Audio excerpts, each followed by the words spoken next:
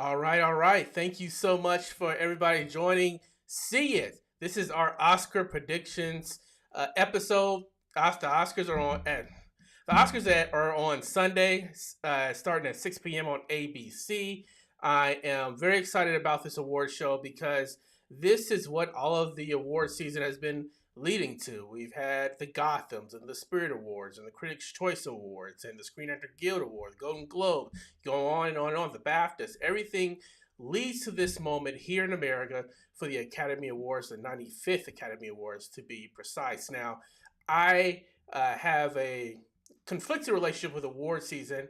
I don't think that it's possible, especially with the volume of art that's coming out now, to be able to objectively say this is the best performance or this is the best production, but it does give people in the industry a opportunity to celebrate some of the best movies of the year. So I'm going to go through almost every category and talk about what to expect, as well as give you my official predictions for Sunday.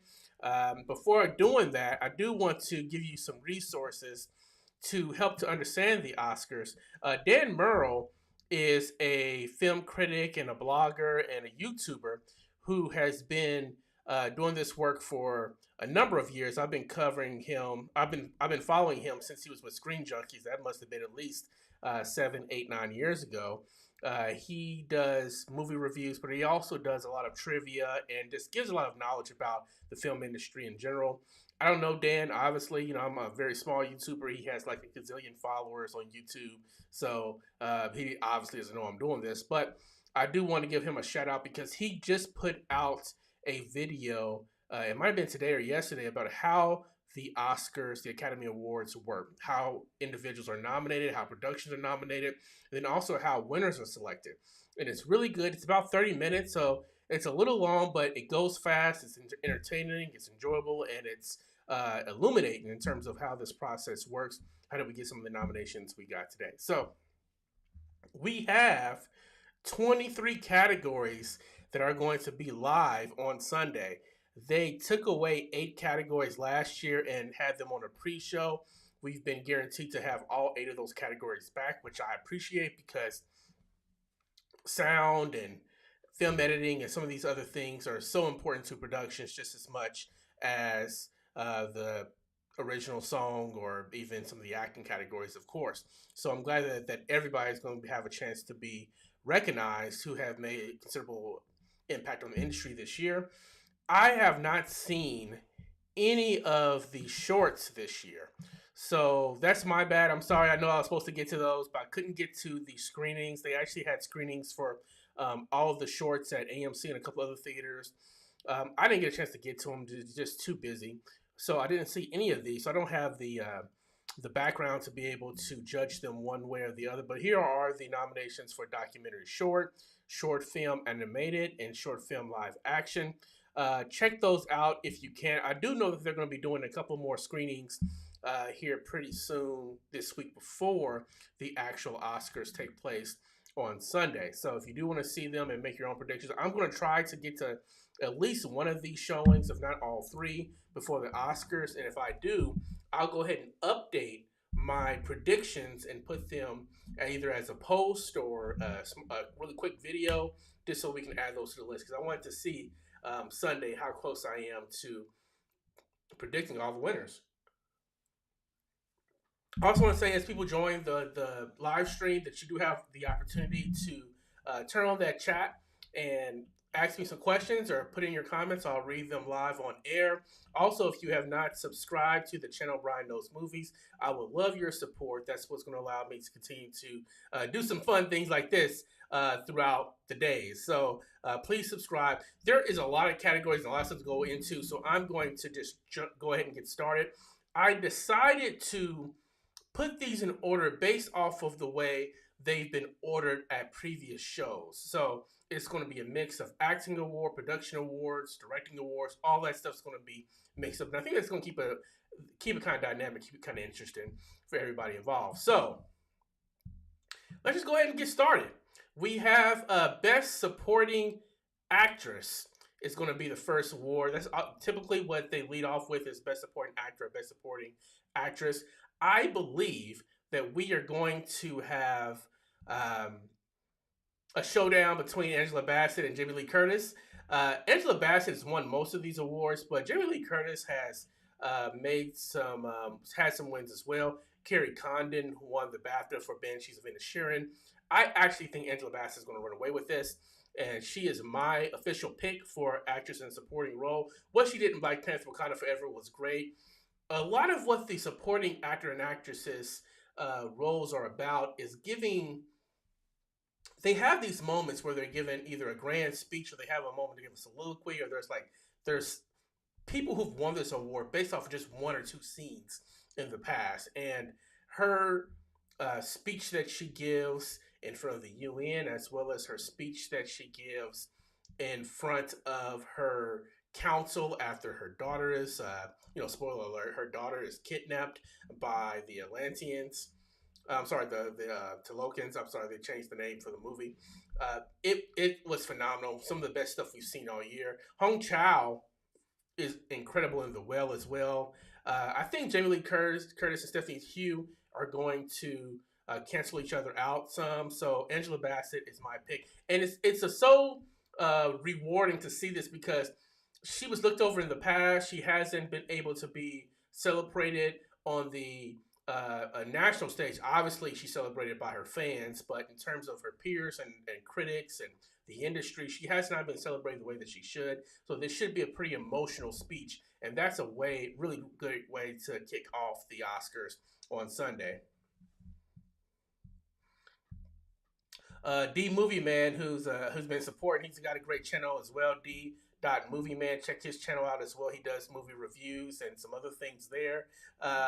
He didn't know that there were short film screenings. Yeah, they have the animated, the documentary, and the live actions. They're like 2.5 hour blocks. They had them at AMC. They had them at my local theater, Screenland at the Armor. I'm here in Kansas City. I know they've had them at Cinemark too. I don't know about B&B theaters or some of the other chains, but definitely AMC has had them. They started to run them probably about 3 weeks ago, so hopefully they show up. So yeah, supporting actress. I'm going with Angela Bassett. Film editing. We have nominees are The Banshees of Inisherin, Elvis, Everything Everywhere All at Once, Tar, and Top Gun Maverick. I'm going to go for this as Everything Everywhere All at Once. Everything Everywhere All at Once has the most nominations. I think it's 10 or 11 nominations. I think they're going to win almost half of those. I think that it's deserved. Everything Everywhere All at Once is spectacularly cut. And I think that it's really tight. There's no really loose ends within that film. I could see Banshees sneaking in there as well. But I think Everything Everywhere All at Once is going to take film editing. Same thing happened with Dame Judi Dench winning for supporting Shakespeare in Love versus Mrs. Brown. That's true. And I think that some of the things that people have issues with these award shows is that these lifetime achievement awards. Probably the most famous one in my lifetime is when Al Pacino won for Sin of a Woman, and that was the year where Denzel Washington was nominated for Malcolm X, which is arguably the best performance of that whole decade, and he didn't win because they wanted to give Pacino that award, and he had deserved the award in the past, obviously, but you had to do something, and they didn't know if they was gonna have another chance. I don't know. Now, the other thing about this is, I don't think this is the case for Angela Bassett, but because the awards have voting has changed so drastically over the past 8 or 9 years, and also with the academy expanding, it used to be about 5,000 members, a little bit over 5,000 members. It's almost 10,000 members now, and of those 10,000 members, there's a lot of people from international communities. There's a lot more diversity in there. The people who get a chance to, there's 17. Once again, go see Dan Merrill's video on it. It's really good. But there's 17 different committees within the academy that get a chance to vote on different things, and they all get to vote on everything. So I know that they've really ramped up like the actors and the members at large to include some film critics and some other people in the industry. So maybe those lifetime achievement awards are not going to continue to happen. I feel I'm mixed on the feeling. Like obviously, I think that Angela Bassett should have gotten an award and should have been celebrated, obviously. But and I also don't think that it's really that close in terms of the performances, even though I liked a lot of these performances, obviously. So yeah. Lindsay says EEAO double exclamation point. They're going to win a lot of stuff. You're going to hear their name a lot from me. Anyway, Everything Everywhere All at Once wins film editing.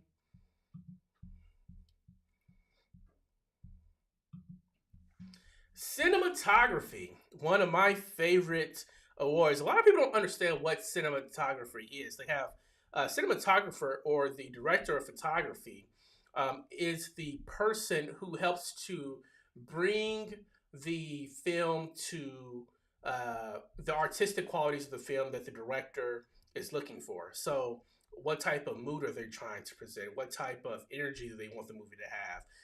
What colors are they using? The lighting that they're using, the shots that they're using.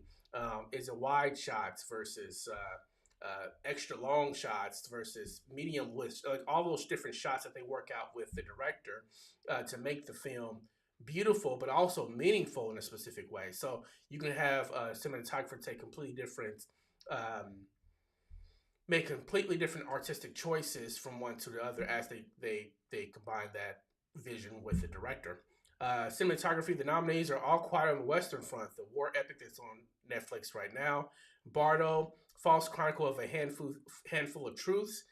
Did not like that movie so much, but it looks good. I agree. Elvis.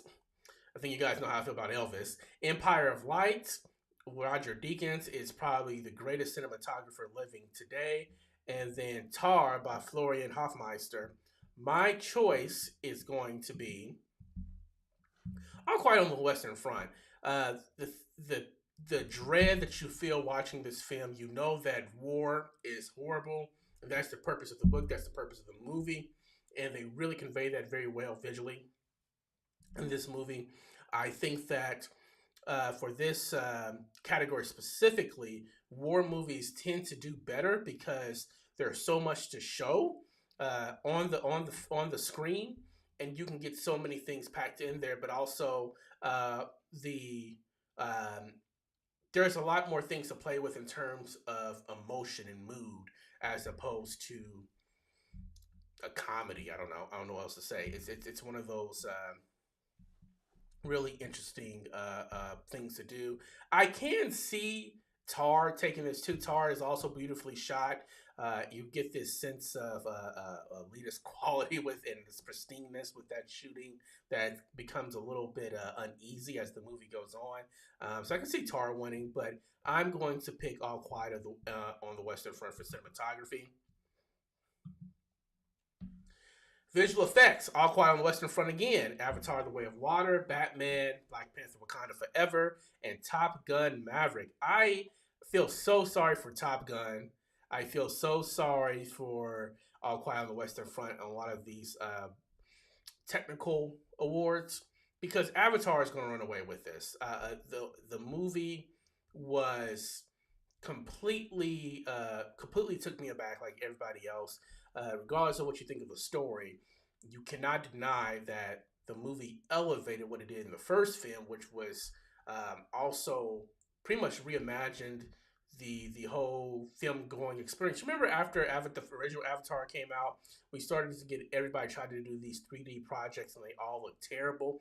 And we kept on going to them because we're like, well, maybe we'll have another Avatar experience. Another Avatar experience never came until Avatar: The Way of Water. So Avatar: The Way of Water is my selection. Black Panther, the war scenes, specifically when Wakanda gets invaded, amazing, but it just isn't enough. It just isn't enough to overcome what Avatar was able to do.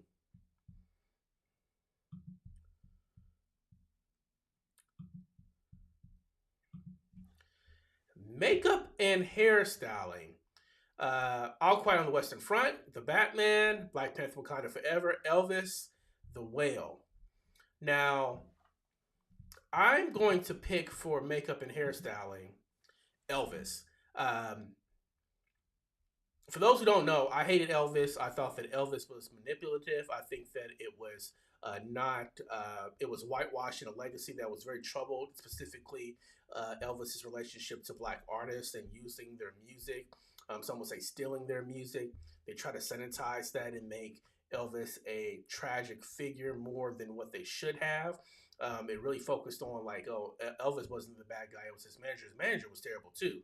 But and it doesn't take away from some of the things Elvis did try to do in terms of his empathy or sympathy towards equal rights and things. But they really laid it on heavy about how Elvis should be portrayed, and it really took the movie away. I hated the way that it looked, but saying all that, the costumes were amazing, but specifically the makeup and hairstyle, they really transformed Austin Butler into Elvis. I think that also the heavy prosthetics and makeup that Tom Hanks wore as the manager. I don't remember the manager's name in real life, but Tom Hanks' character was amazing. The Whale was the other one that I was thinking about, but it's really just the transformation of Brendan Fraser, one person. Although incredible, I don't think it's enough to win this award. So Elvis takes makeup and hairstyling. For those who are keeping tabs, I'm going to react to the Oscars afterwards and see how well I did on this. But I'm picking Elvis for makeup and hairstyling. Best animated feature film. We have Guillermo del Toro's Pinocchio, Marcel the Shell with Shoes On, Puss in Boots: The Last Wish, The Sea Beast, and Turning Red. Very strong year for animated films. Turning Red, I think that they should be kicking themselves for not giving Turning Red a theatrical release because the movie looked amazing. It was a really good film, and the whole kaiju type of thing that they did at the end would have looked incredible on the big screen, especially with the way that Puss in Boots is capturing audiences. I think that they could have had that type of turnout for Turning Red in the beginning of the year, especially since there wasn't any animated films out. And then we went and saw DC League of Super Pets and the movie where the animals, the bad animals, were turned good. They were like thieves. I can't remember the name of them. They all did really well in the box office, and Turning Red is better than all of those. So they left a lot of money on the table. The Sea Beast, the Sea Beast was a 5-star movie for me. I love the Sea Beast. Puss in Boots is great. Marcel the Shell with Shoes On, I don't think should have been nominated. I think that it's too much live action, but it was, and it's great. It'll make you cry. But Pinocchio came out this year. Pinocchio's going to win. I'm sorry. I thought Pinocchio was good enough to be nominated for Best Picture this year and be a strong contender. I'm surprised that it wasn't, but it's going to take this award, I think, pretty easily. And that's no slight to these other films because these other films are incredible. I think that The Sea Beast and Puss in Boots and Turning Red, all of them could have won any other year, but they picked the year that this monstrosity of a film, Pinocchio, that was 10 years in the making, and you can tell that all 10 years were used to the utmost of their ability. It's going to win Best Animated Feature Film. I keep forgetting to click to the next slide to show you my winner. Pinocchio is Best Picture. Yes, I think that it was that good. It was one of my 5-star films last year.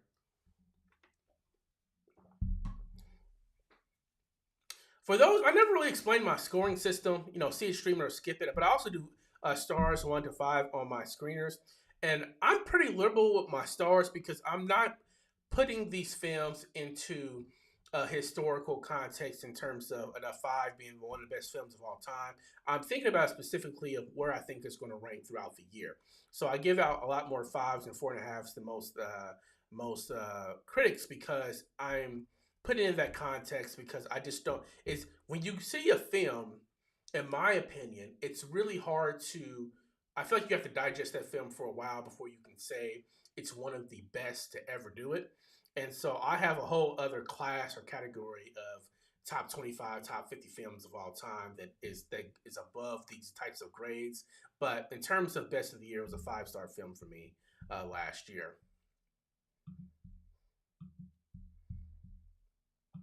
We got another acting award.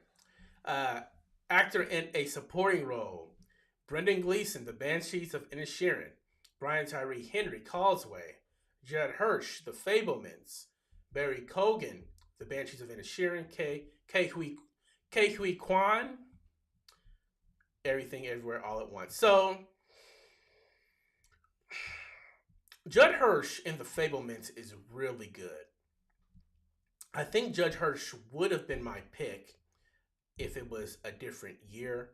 And again, he's only in the film. He's not in the film that long, but a lot of these supporting roles go to character actors that have a really big, significant impact on the film, either through a speech or through something that happens.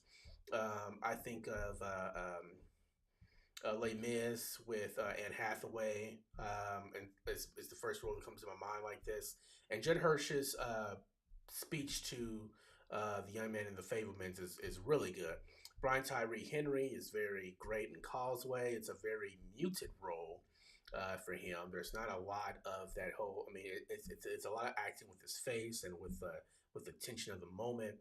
But let's go ahead and just cut to the chase with this, because I think that this is a lock.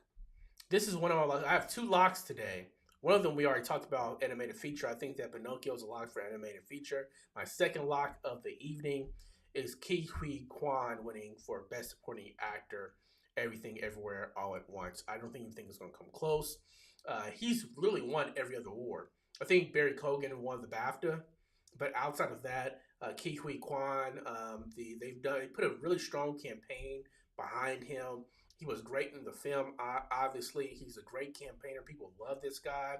He disappeared for so long. He was a child actor in stuff like The Goonies and Temple of Doom and a few other films. And he disappeared and was kind of really behind the scenes doing like more stuntman work until he got an opportunity from the Daniels to do this film. And he knocked it out of the park. He was really moving in this. The thing about the acting roles in Everything Everywhere All at Once, all of those actors were asked to do so much. And this is going to be true for a person I'm going to talk about a little bit later too. But it's comedy, it's action, it's drama, it's quiet at moments, it's loud at others. There were so many things. There's such a range of things these individuals had to do in this film that sets it apart from a lot of these other movies. Now, The Banshees of Inisherin is a dramedy, especially with Barry Cogan's character. There is a lot of comedy with it. But for everybody else here, it's really dramatic roles and really serious roles, and there's not a lot of range with it. But these everything everywhere all at once, because it's such a genre bending movie. Those actors had to do a lot, and they had to be great in each of those spaces. So I think that's why they continue to be recognized. Ke Huy Quan, lock it up. Brian, that's a guarantee. Brian knows movies, guaranteed. If he doesn't win, I guess I don't know. Music score. We got All Quiet on the Western Front, Babylon, The Banshees of Inisherin, Everything Everywhere All at Once, and The Fablemans. John Williams is probably the greatest songwriter, song composer for movies. So saying who would win would be obvious, and I wouldn't even fight against that. But I just think that Babylon, even though the movie didn't really work for me, that score is so memorable. It's so fun. It's so impactful when the energy's up, from chase scenes to the fun parties slash orgies in the film to um, Margot Robbie's character making an impact and having, there's so many things that's going on with that score that's so fun. I think that Justin Hurwitz is going to win for Babylon. That trumpet that you hear in the preview is it just barrels through this film in a way that you just can't forget it. It really elevates a movie that has a lot of issues with me. It's full of excess, just like the film is as well. So Babylon's my selection. I'm not as confident about this. I can see the Fablemans winning. I can see All Quiet on the Western Front winning, but I'm going to pick Babylon for this category. Another movie I'm not very confident in is costume design. We have Babylon, Mary Zophres. Black Panther Wakanda Forever with the legend Ruth Carter. Elvis, Catherine Martin, Everything Everywhere All at Once, Shirley Carrada, Mrs. Harris Go to Paris, Jenny Beavan. I keep forgetting about Mrs. Harris Goes to Paris. I actually haven't seen Mrs. Harris Go to Paris. It's one of the films, the few films I haven't seen that's been nominated for stuff. But I've seen everything else. My selection for best costume design is Ruth Carter for Black Panther Wakanda Forever. This, I think, is her fourth or fifth nomination. If she wins on Sunday, this will be her second win. The reason why I am nervous about this pick is because she won her first Oscar for Black Panther. So the idea of her winning a second Oscar for the sequel, the follow-up to Black Panther, although there is a huge there's a lot of differences because there's a new race of individuals and that she does the outfits for, and the stuff for the Wakandans are wearing is so regal and so beautiful. I think that it's worth it, but I think that it's just that good. I think that it's just that good. Babylon would have been my second pick, but I could see Ruth Carter winning for it again. But this is a toss up for me. The Movie Man says, do you think the response to EAAO is shifting because it has become an Oscar darling? I'm seeing a lot of backlash and accusing it of being overrated. But if it was never nominated, what then?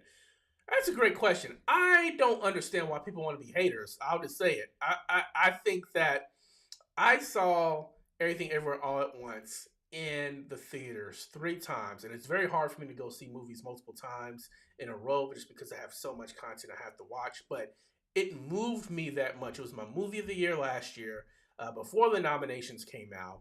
It was obvious that we were seeing something transcendental in terms of what the Daniels were ever able to pull off. Even though the Daniels even tell you that the concept for the movie, I think it was called Hot Dog Fingers or something when they were first starting to write it as a draft. It was kind of a joke, but the way that they were able to deliver something so emotional, a multiversal movie that outdid the multiversal movie for Marvel, which is their whole thing right now. It's going to be. I don't know why people do that. Now, I do know that people are thinking that because Everything Everywhere All at Once is doing so well, that Tar is being a bit underrated. Tar is not winning nearly as much as people thought it would in some of these categories. And I don't think it's going to have really big nights on Sunday either.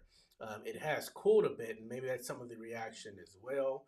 But I mean, Everything Everywhere at Once it's completely replayable. It hits you in the feels every time. It's incredibly shot. It's incredibly acted. It's incredibly unique. Probably one of the most unique films we've received. I don't know what I can think of. Just off the top of my head, a film that's not as good but very unique I think of is a Swiss Army Man. But it's like on that level, and that's what you get from these independent A24 type of films. So that's a long answer to why I don't know why people are hating, but people be hating. But anyway, costume design, Black Panther Wakanda Forever. That's a shaky pick, but I'm going to go with my gut and my heart on that one. Best Original Screenplay. The Banshees of Inisherin by Mark Madonna. Everything Everywhere All at Once. The Daniels. Lindsay in the chat says Arrival was super unique. Yes, it was. It was a very... the concept of having alien invaders isn't unique. You know, got everything from Close Encounters of the Third Kind all the way up to, like, you know, everything from action to comedies, Mars Attack. You can talk about that days on end. But what they did in terms of the use of time in that movie and the use of communication and time was something I had never seen before. It was really, really interesting what they were able to do with Arrival. An amazing film. Amy Adams was robbed of the Oscar that year. Best Original Screenplay, though, I really wanted to pick... I was thinking about picking Todd Fields for this, but I didn't. I think, again, for the reasons I just stated, Everything Everywhere All at Once is going to get Best Original Screenplay as well. Tar is my second. My Tar and Banshees are probably my second or third pick for best original screenplay. I don't think Tar is going to win anything. That's the spoiler alert for other categories coming up, but I think it's going to get shut out. I think that's going to be one of the films that's going to surprise people in terms of not getting any type of awards for various reasons. But people love Tar, and I think that it's an incredible film, but the subject matter is pretty difficult to um, digest. I think for people, and I just don't think it's going to I just don't think it's going to get the votes. So I'm going with Everything Everywhere All at Once here. Now, when we look back 5, 10 years ago and say Tar is a better film than Everything Everywhere All at Once, maybe. I probably won't, but maybe.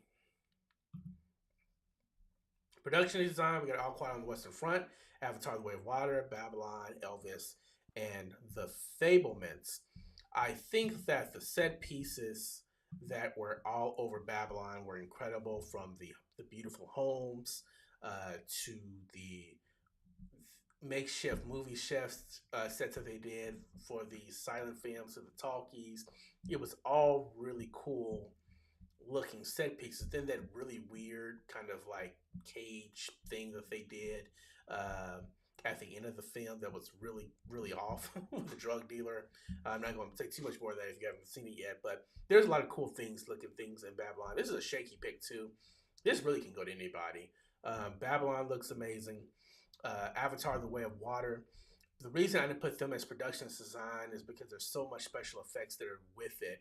It's not like, I think of production design more so of like physical spaces, and I'm not sure that that was created in the way that I understand the category. People, if you think I'm misinterpreting that, let me know in the comments. All Quiet on the Western Front looks great as well, but I think Babylon's going to take production design.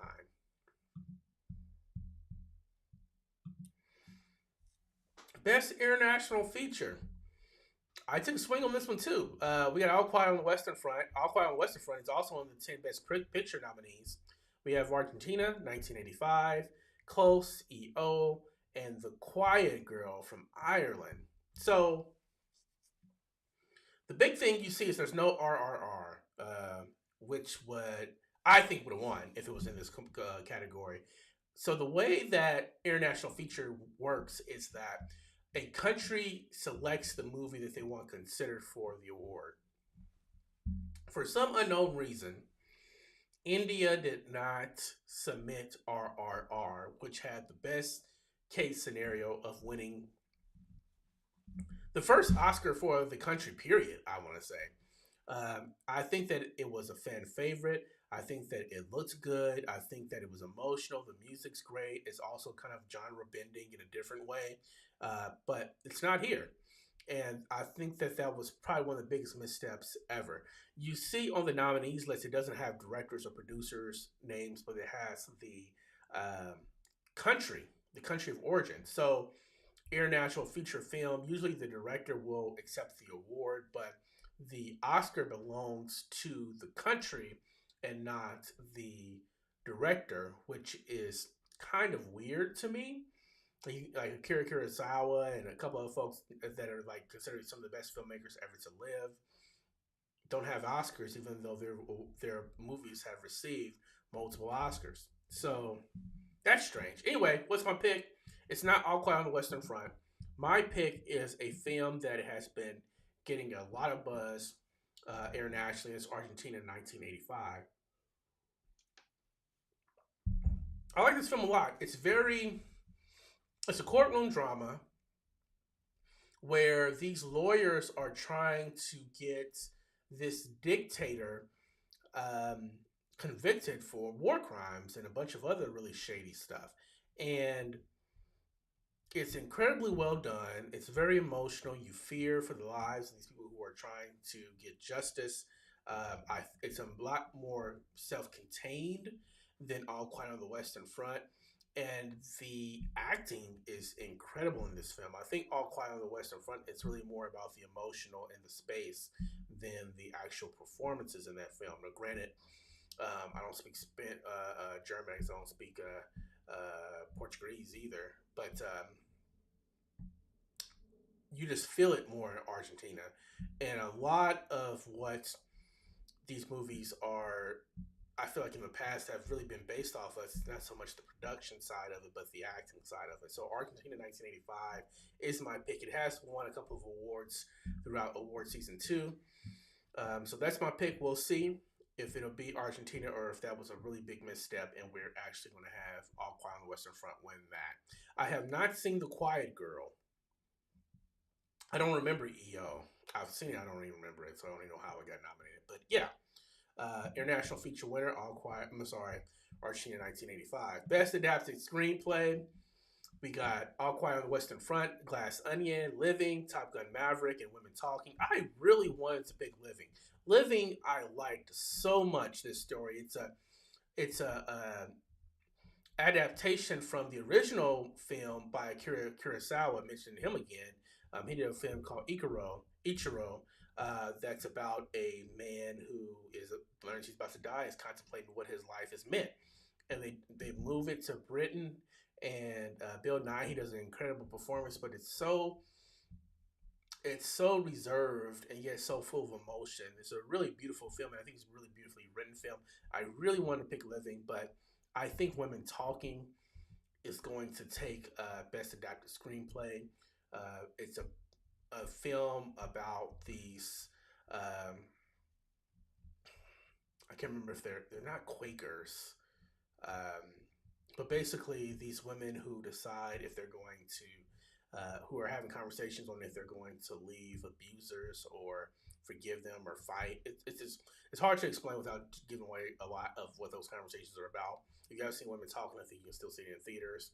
It's definitely you can read it on Amazon. Women Talking is going to win that. I can see. I really can't see anything else winning. I think that Women Talking is going to run away with adapted screenplay. Top Gun Maverick. I'm surprised it was nominated for adapted screenplay. Let's be honest. You don't go see Top Gun Maverick for the writing and for the dialogue. It's not, or the situations those people are in. So, neither here nor there. Best documentary feature: All That Breathes, All the Beauty and the Bloodshed, Fire of Love, A House Made of Splinters, and Navalny. I almost picked Navalny. All the Beauty and the Bloodshed is an amazing documentary too about this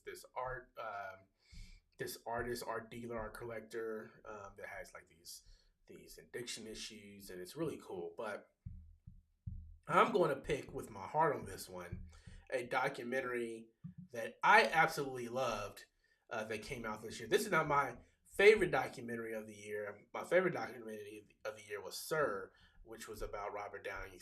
I'm sorry, Senior, which is about Robert Downey Senior. But Fire of Love is my favorite. It's my second favorite. It's on Disney Plus right now through the National Geographic Channel. Amazingly well done about these two volcanologists who really literally gave their lives to the cause of understanding volcanoes in a way that would allow us to be more safe around them. Fire Love is my pick. If I'm wrong, then my batting average will go down. But sometimes you got to pick with your heart. I think that Fire Love is the documentary winner.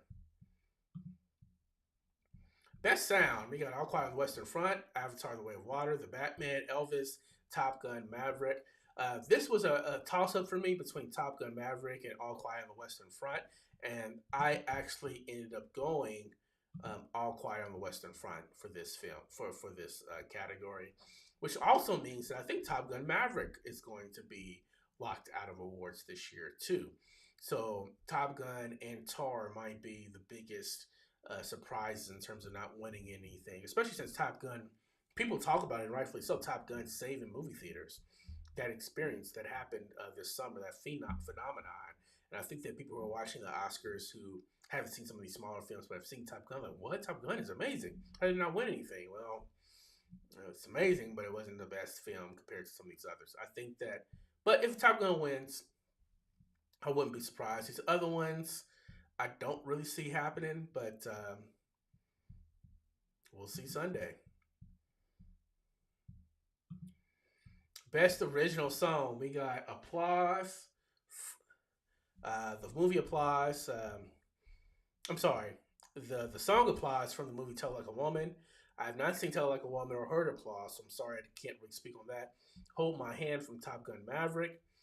Lift Me Up from Black Panther Wakanda Forever. That's the Rihanna song that plays every 5 minutes. No Atu Natu from RRR. And This Is a Life from Everything Everywhere All at Once. My selection may make some people upset, but I think it's Natu Natu. When you look at the way that people vote for these categories and they look at the clips of the film where the song plays or listen to the song, Natu Natu is hard to the song is hard to separate from the dance number that happens in the film that is so fun. The music is very great as well. Lift Me Up is by Rihanna. I think that people are expecting that to win, or the Lady Gaga song from Top Gun Maverick. Both of those songs are great. Both of those songs I would not be surprised to see. But let's be honest. Don't be mad when they don't win. That's all I'm saying. I think Natu Natu is going to win hands down. I almost made this a lock. This was almost my third lock of the night, but I'm not gonna go that far because Lift Me Up is so popular with people right now. But Encanto had some songs that didn't win either. You know, they didn't win original song. That music was all over the place as well. So yeah, I'm going Natu Natu for original song. Now we're into the big ones. The best director. The last four awards tonight are always best director, best actor, best actress, and then best picture. And all of these, almost all of these, are very difficult to choose. So I'll talk through my how I did it basically. So directing, we have Martin Madonna for The Banshees of Inisherin, the Daniels for Everything Everywhere All at Once, The Fablemans, Steven Spielberg, Tar, Todd Field, Triangle of Sadness, Ruben Östlund. Triangle of Sadness plays very well with international audiences. I just thought it was okay, but especially parts of Europe, and I know we got some voters there. It is a film that was very well received. Tar is incredible as well. Everything Everywhere All at Once. I keep on singing the praises of that. The Banshees of Inisherin. I don't think it's Martin Madonna's greatest film, but it's one of his greatest films. I love the friendship with, or the broken friendship in this movie. This movie is brutal at times. It's funny at times. Colin Farrell is probably the main person being overlooked during awards season, who should have won some things at this point. And the movie is very well directed. But come on, guys, it has to be, to me, it's going to be Steven Spielberg. And it's going to be Steven Spielberg for a couple of reasons. One, you know, he's the godfather or grandfather of Hollywood, and there's an emotional connection there. To me, they're unlike sometimes when they give like these career type of Oscars. There really isn't that much different. There's not much separating any of these directors, in my opinion, in terms of, well, four of the five. I don't think Triumph of Sadness, like I said, was that great, but Tar, The Fablemans, Everything Everywhere All at Once, and The Banshees of Inisherin. I don't think there's much separating those films in terms of the way that they were made and the choices that were made. But I think Steven Spielberg is going to come out on top because the film is so good. Steven Spielberg has made almost 40 films at this point. There would be hard. It would be hard for me to. I'd have to think about this. I'm kind of riffing off of the top of my head. It'd be hard for me to say that this is not a top 10, maybe even a top 7 film from Steven Spielberg. And that's saying a lot since he's one of the greatest directors to ever live. His top 7, anybody would be almost every other director. Every movie in his top 10 would be almost every director's best movie ever. So it's an incredible film by an incredible director that I think they're going to try to give him his flowers once again with The Fablemans.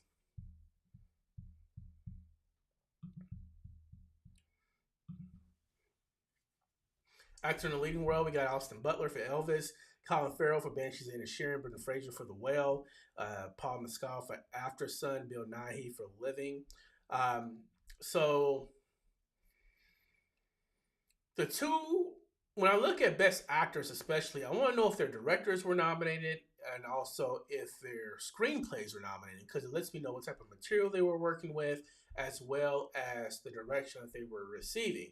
And the two actors in these categories that would have nominations from both would be, well, Bill Nighy has adapted screenplay. His movie was nominated for adapted screenplay, and then Colin Farrell, his movie was nominated for original screenplay and best director. I think that Colin Farrell gives the best performance in the best movie. I think that of the if any of these people won, I wouldn't be surprised. In fact, I'd be pleasantly surprised and happy if Bill Nighy won for Living or Paul Mescal won for After Sun. But it's so far so far throughout all of the award season, it's been a three-person race: Brendan Fraser, Austin Butler, and Colin Farrell. Colin Farrell, unfortunately, has been getting the short end of the stick in most of these matchups. And so, even though I think he has the best film of those three, it doesn't seem like his performance is resonating with the people. I think also these performances normally go to really dramatic roles, right? Um, Austin Butler is really good, really great as Elvis, but he's in one of the worst films of the year to me. I don't know what this fascination with Elvis is, but it's trash for many reasons I said earlier. So I'm not picking Austin Butler. I'm not picking Colin Farrell. Bill Nighy is probably my favorite performance out of all of these, but Brendan Fraser is going to win this. I think. I think he takes it home. I think it's going to be a nice coming around in terms of his story within Hollywood. I can't wait to hear what his speech is going to be. I can't wait to see what he's going to be able to pull off next. Now that he's been shown to have this type of range, incredible range. He's usually, even in his later movies, he was kind of thought of as like just this oaf who can do action films, but he showed incredible range in this film. Colin Farrell, I'm hoping that he's back. He's had a long career, just like Brendan Fraser has. I think that he's had some performances. He's had more performances than Brendan Fraser that are incredible. But Brendan Fraser was also blacklisted for a long time, so who knows what Brendan Fraser could have did. Brendan Fraser wins actor in the leading role.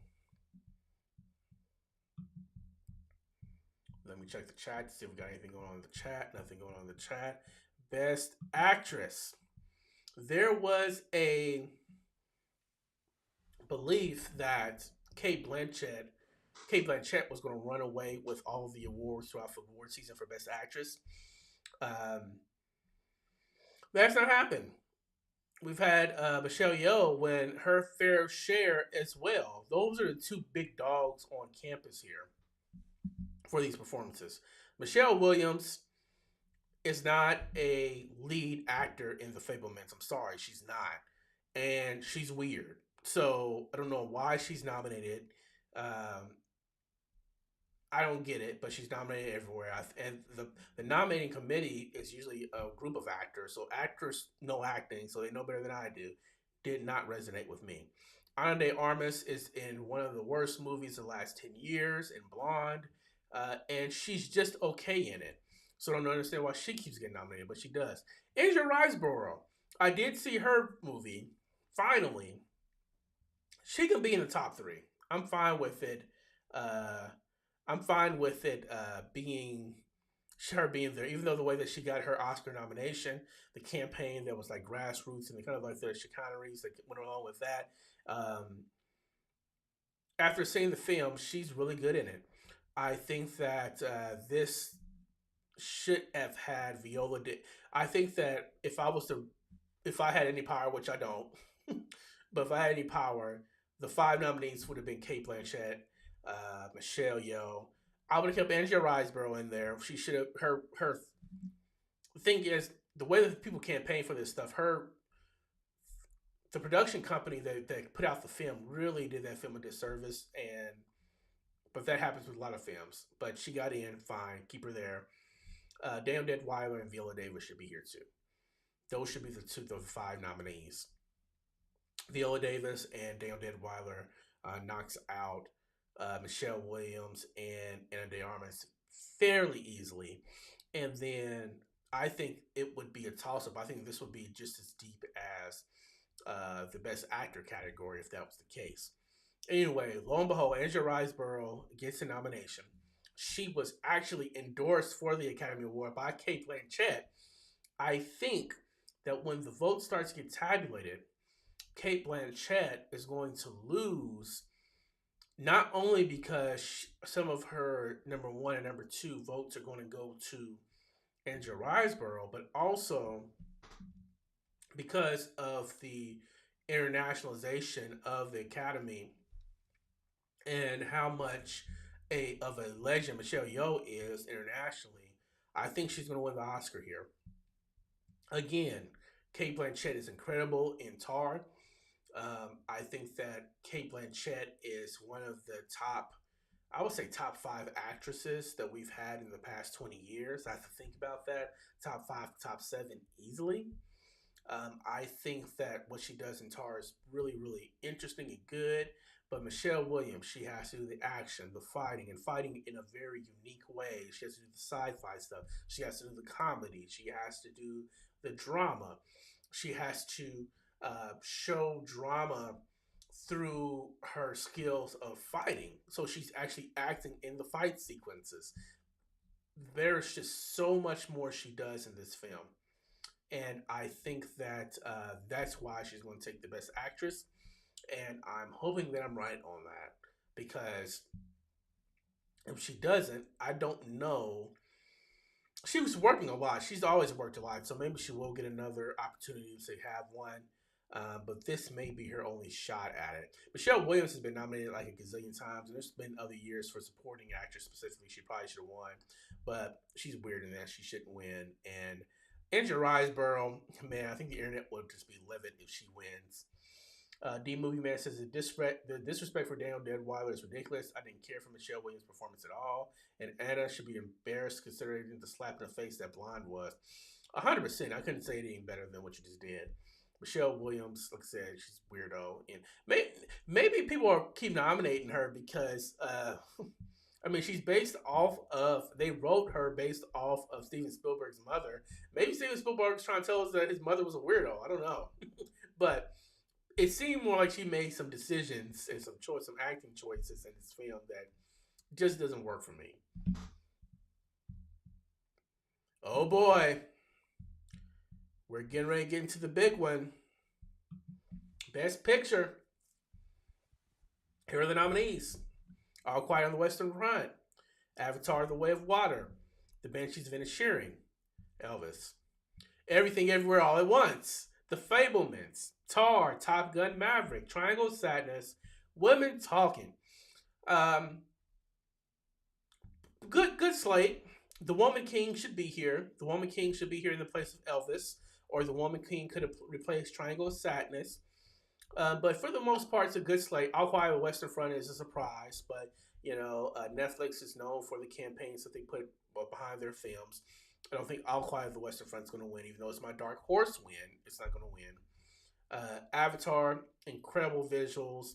Story is very weak in my opinion, but the visuals are incredible and the story, maybe I'll appreciate it longer as more of these films come out. But Avatar, let's be honest, Avatar and Top Gun Maverick, fun movies that are nominated because of their box office appeal, in my opinion. That's how they got here. Elvis, folks are just in love with Elvis. I don't know what to say about that I haven't said already. Fablemans is really, really good.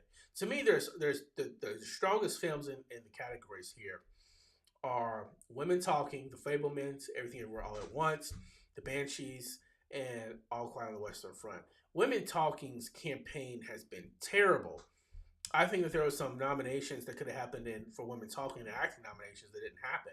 There's some performances that could have, since it's a more of a ensemble as opposed to one lead, it's hard to figure out where to put the women, but I think they could have got some supporting nominees in there, especially since Everything Everywhere All at Once had 2 nominees. But their campaigning was terrible. They pushed the movie back. It was supposed to come out in December for wide release. Didn't happen. You didn't get a wide release until mid-January. I just don't think people saw it in time. And I'm glad it was nominated, but it's not. I don't think it's going to win anything here. The Fablemans, a normal year, yes, not this year. Tar's not going to win. Everything Everywhere All at Once is the clear winner, which I think that puts Everything Everywhere All at Once for me having 4 of the wins of 10, and they're going to be celebrated a lot this night. So those are my selections of all the films. I'm going to try to go see if I can watch these shorts, and if I am, I'll post what my predictions would be for those as well. But I'm excited about the Oscars. I haven't watched the Oscars. I didn't watch the Oscars last year because I was doing something with my family. I can't remember what it was, but I wasn't watching the Oscars. I missed the slap, the famous slap. I heard about it on the internet. I was following it on Twitter. I think that they're going to try to make this Oscars very safe in terms of the acts that they do. I think Jimmy Kimmel is a very safe host. I think that it's going to be, but I still think it's going to be a fun award show. It's going to be like 5 hours long since they brought all those things back. But hey, I'm going to go live right here after the nominations or after the Oscars are over. I'm going to give you my opinions on the show, some of the things I like, some of the things that they were weird. If there's anything to react to, I'll react to, and I'll give you my final tally on how well I did with my prediction. So I will see you Sunday night, or it might be Monday morning, because I think this thing might run all the way to midnight or to 11 o'clock. I will see you after the show, and we'll talk about that, as well as talk a little bit about what to expect for this upcoming year. It's kind of where the nice break happens, and we start to get ready for the summer, the fall, so on and so forth. So thank you so much for everybody for joining me. Let me see if there are any final comments. Lindsay says EEAAO. She is a big fan of Everything Everywhere All at Once. That's been a common message from her. She says, thanks so much. Thank you for joining me. I will see you in a few days. Take care.